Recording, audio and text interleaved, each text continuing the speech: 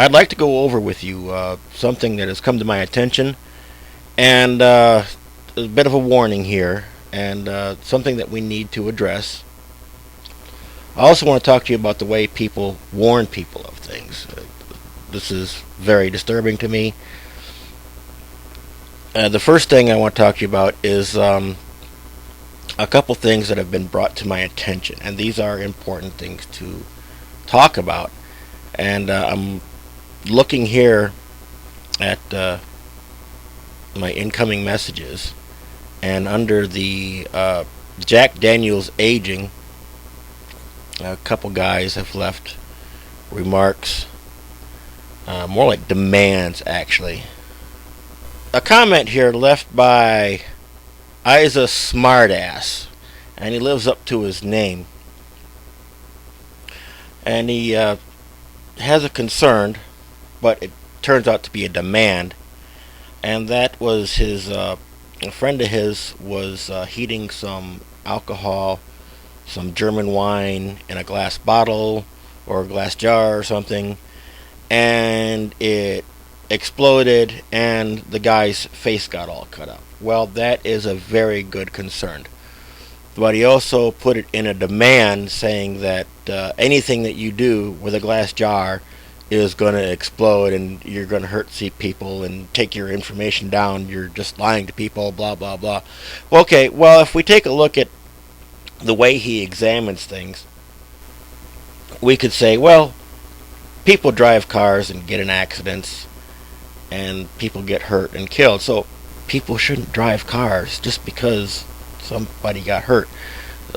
People get burned with fire, so people shouldn't use torches, and they shouldn't cook food because there's a risk of people getting hurt. Friends of mine have died in motorcycle accidents. Does that mean that people shouldn't drive motorcycles? No. So this guy has a good message, although somewhat over enthused about it, I would say. More like Frankenstein's monster going around yelling, "Fire bad! Fire bad!" But he has raised a good issue, and we'll talk about it. His friend was hurt from a glass jar exploding. Okay. Now, containers are meant to hold a certain degree of pressure and or vacuum. And what you've seen me do has been under as controlled as I can get it. Okay?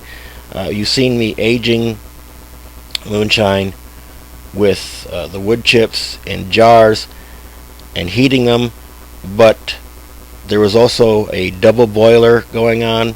The jar was in water, and the water never reached a boil. It was on a low heat. You couldn't burn yourself if you stuck your hands in the water. So this is very important. And then another time that I stuck a smaller glass jar on a coffee maker, on the burner of a coffee maker, and that does not reach water boiling temperatures. So I've tried to ask this guy, can you give me any more information? Give me some more information so I can break this information down and give my viewers the proper warning. And every single time he's refused. So this either means he's just has his head completely stuck up his ass, or he just doesn't remember the specifics of what happened, and all he remembers is, fire bad, fire bad. And that's all I've been able to get out of him. So we will take his concerns at face value. We will not take his demands at face value because he can't give any information on this. There are so many specifics that he's not telling us about. Like, for instance, was it outside? Was it cold outside? You know, if he was heating this over a campfire or an open flame or on a stove top or something with direct heat, how hot was the alcohol? What kind of container was it in? These are all important factors to his warning. So, once again, I'm going to express concern over it, but does that mean that people should stop everything on this? No. It just means be more precautious. And mason jars. If people want to go out and get mason jars are built for this. So if you want to get mason jars and do this in as a safety factor, do it. If you're going to keep the temperature lower than maybe you think you should, just keep it, say, lukewarm coffee warm. There's no danger of it exploding at that temperature. Unless you have the thinnest glass jar in the world. So, important factors to consider when aging your moonshine the way I've shown people. There's also another thing over here I was looking at, and this guy had a beer bottle explode, and this is on beersmith.com. Home brewing tips to avoid the dreaded bottle bomb. This guy. So what we have here is we have danger at every turn because high pressure is used in beer making. High pressure is used in champagne making, and this guy expresses a valid concern, that he has made beer lots of times, but in this particular instance, he's made a stout. And he left the house for a while. He came back, and it was like the kitchen was painted with stout, and there was glass everywhere. Okay, so in this one particular instance, with this one particular recipe, the fermentation was too much for the glass container to handle. And, that's one instance. It doesn't mean people should stop bottling beer. It just means you should be more precautious when doing things like this. In continuing our talking about a-holes just coming up and giving bad advice and making demands, the other guy that on here has been leaving messages on here is Tyvek05 on the same video, Jack Daniels Aging, and a few other videos. And he said that well, you just can't use wood chips because you can't put a proper char on them without burning up. And then I tried pointing out to him that, well, not all forms of whiskey aging involve charred wood, and he tried telling me that I'm wrong. So then I went and looked it up on Wikipedia. I went over to Wikipedia and looked this up and verified it. And Wikipedia says that light whiskey is produced in the United States at more than 80% alcohol by volume and stored in used or uncharred new oak containers. That's right. There are different types of containers that different companies use for different types of whiskey. One guy was trying to tell me, I forget his name, he was trying to tell me that everything has to be specifically this way or else it's not Scotch. And then I tried pointing out to him that not all whiskeys are Scotch. Okay, Scotch is a type of whiskey, and yes, Scotch has a specific way to be made. All different whiskeys have a specific way to be made, and he got confused that whiskey was a type of Scotch. No, Scotch is a type of whiskey and has specific ways to be made, and they can be used with reused barrels. Some companies used reused barrels with their product. So I found this on Wikipedia, and the guy just has his head completely stuck up his butt. And I showed him an example that charring wood is not necessary for aging. And then he came back with, it really befuddles me how you can think that you were even remotely close to being right.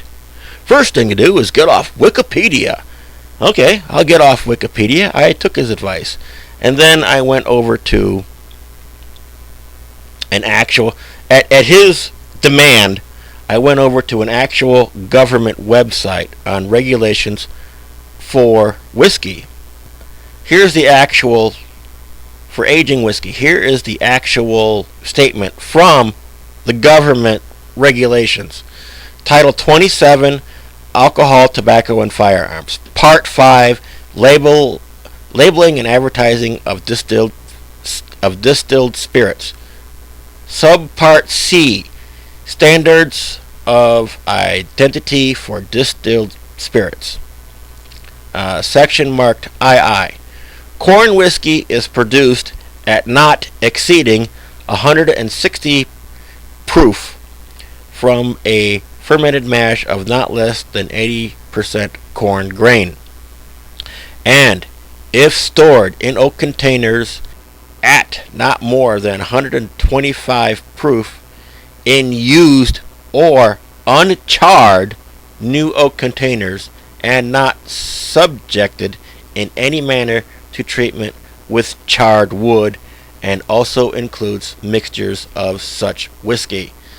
So, that means we can take corn whiskey and mixtures of corn whiskey and not worry about having uncharred wood or used wood.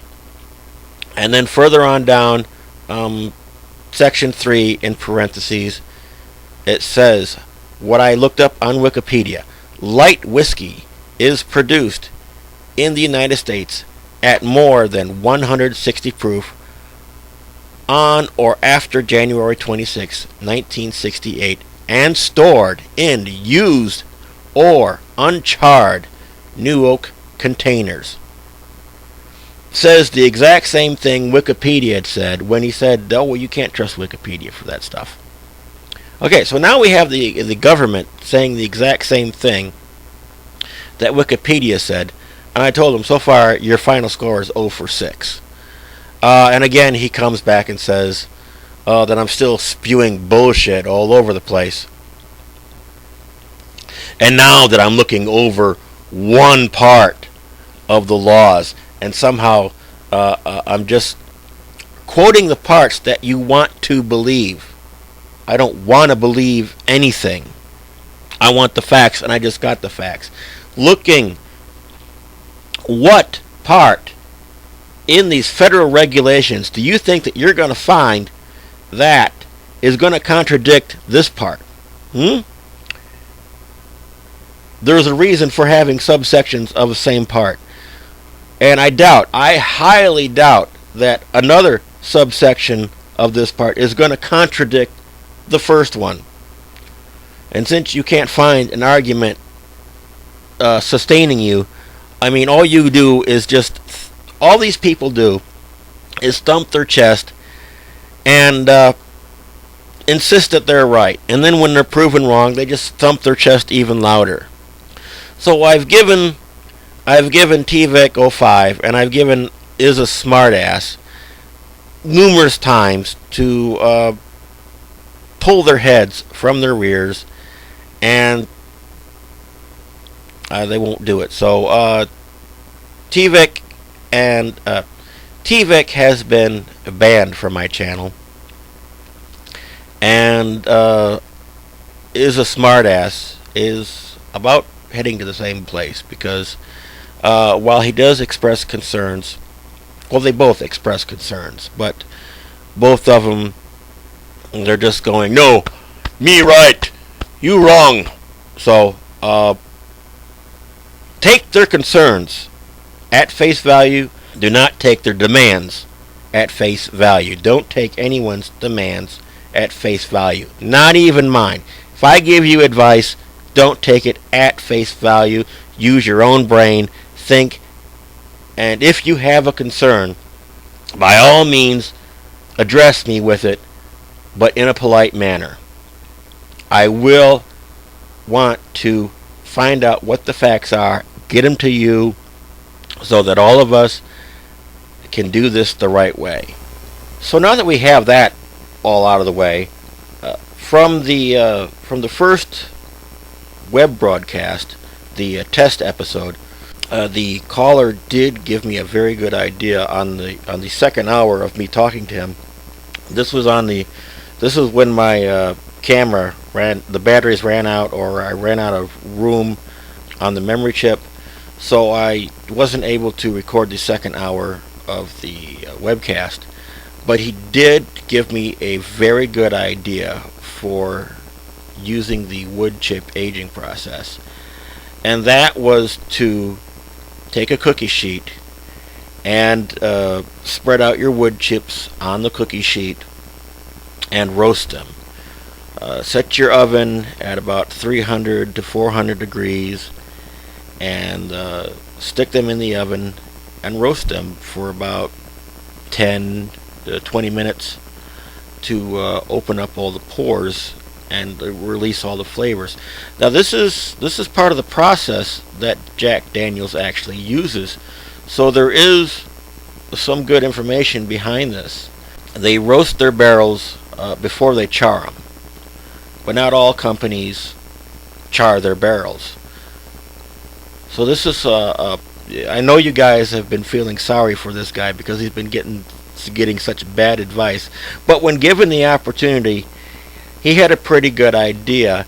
So I think we need to give this guy kudos for that. So there's some information. We need to take it and digest it and process it. So we're going to get all this stuff figured out, and I'm going to need your help, and we're going to keep the tradition of moonshining alive around the world. All right? Have a good day.